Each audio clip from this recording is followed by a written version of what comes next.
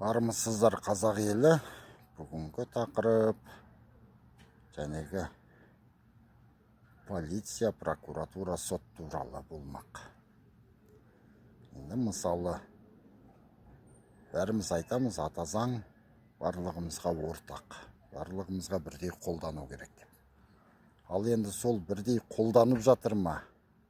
Сол жөнінде талқылайық. Мен өзім айтам, ата заңды ойыншық қылып алды. Барлық адамға бірдей қолданып жатқан жоқ. Мысалы үшін әкімшілік жақ болсын, қалталы адамдар, беделді адамдарды соттайтын болса, жемқорларды, сол соттың да, прокурордың да ет жүруге елжіреп, жәнегі ата заңның ішінде бір жұмсақ баптарды іздеп әуре сарсаңға түседі. Ақыры табады, қиылыс бұрылысын іздеп жүріп табады. Енді ол кісілер маман ғой сол жердің. Сонымен ол кісілер өзі жеңіл желпі жазамен құтылады, ескертумен. Ал мына мен сияқты қарапайым халыққа ата заңның бір нүктесін, бір өтірін қалтырмай тұтасып пайдаланады. Мысалы үшін мен жеке басыма бірнеше арыз шағымдар түсті. Маслихаттан түсті, аманаттан түсті, тағы да басқа азаматтардан. Ондай кезде мен шынымды айтқанда риза болдым, ата заң жұмыс жасайды екен деп. Біреуін қалтырмай қанша бап бар, ол баптың артынан қандай бап еруі бар, мүмкін осының сөзінің кесірінен ар жағында тағы бір нәрсе туындай ма деген ой мақсатпен біреуін қалтырмай таза қолданады. Ал енді өзім осы жолы өзім туралы бір видео салып, жалған ақпарат таратқан бір енді аккаунты өтірік болу керек, бір әйел адам туралы 2 рет арыз жаздым. Екеуін де жауып тастады. Мен былай қарасаң, өтірік ақпарат таратқан үшін мен жеке баспын. Менің лұқсатымсыз оны таратқан үшін 274 бап қаралады. Тура осы 274 баппен мені 3 қаңтарда іс қозғап, осы жолы ғана бітті, 5 ай сүйреді. Үйіме тінту жүргізді. Жолдасыма жеке тінту жүргізді. Тыныштық бермеді. Тықпаған жерлері қалмады. Ал енді мен арыз жазып ем, таңертең жазсам, кешке жауып тастапты. Ешқандай себепсіз. Екеуіміздің да бабымыз бірдей. Сонда маған қолданған ата заң ол кісіге жүрмей ме? Ол жәнегі әкімшілік тарапынан жәнегі қолданған бір адам, бір аккаунт. Сондықтан оған заң жүрмей ме? Сондықтан ата заң барлығымызға бірдей неге қызмет етпейді деген сұрақ туындап тұр. Осыны бұндай заңсыздықтар жалғыз біздің қалада ғана емес, Қазақстанның әр түкпірінде орын алуда. Ол ешбір жасырын емес. Мысалы үшін Шершзаттың ісі, жәнегі Бишімбаевтың ісі.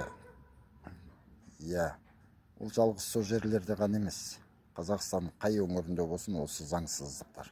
Осы таныс біліс, жемқорлық, адамды алалау, беделді адамға бостандық беру, жемқорларға жазаны жеңілдету, әкімшілік жақ сол секілді адамдарға мүлдем шаң жуытпау.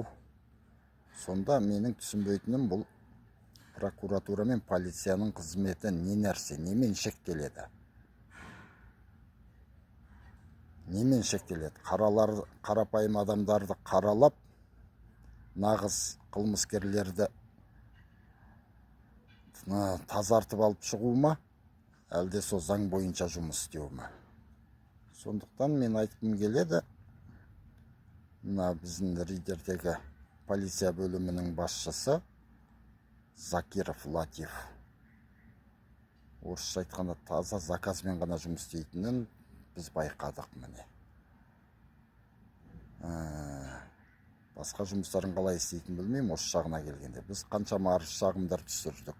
Ұлтараздыққа байланысты, рулын тудырған адамдарға жаза қолданыңдар деп. Оның барлығын жылы жауып тастады. Елдің мұң мұңын айтып, мен жаңағы арыз шағым түсірген менің өзіме іс қозғады. Мысал үшін бас көтерген адамдардың басын тығырыққа тіреуге тырысады. Сондықтан да жаңағы бас прокурор мен Сәденов мырзаға айтқым келеді.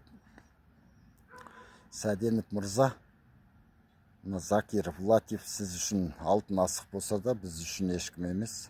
Алып бетіңіз. Сіз өзіңіз осы Риддер қаласында жұмыс жасадыңыз. Риддердің жағдайымен таныссыз. Сондықтан бізге бұл жерге қызметін адал атқаратын адам табылатын шығар. Сондай адамды жіберіңіз. Мына кісіні осы жолы мемлекеттік тілді қолдануға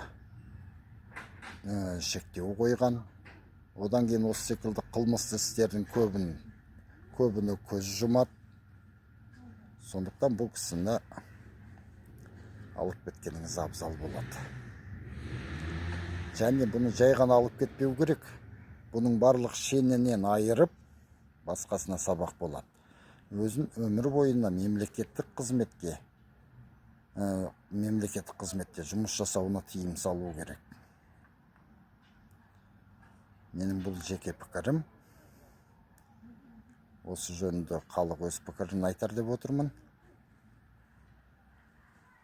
Сондықтан бұл жерде жәнегі сіздердің өтірік қылмысты азайтып жатырмыз, ашып жатырмыз деген сөздеріңіз бізді жұбата алмайды. Себебі көп нәрсені біз өзіміз көріп отырмыз. Соқыр емес біз, көзіміз бар, құлағымыз естиді. Егер де біз әділетті Қазақстан жасағымыз келсе, осы кісілерден бастау керек.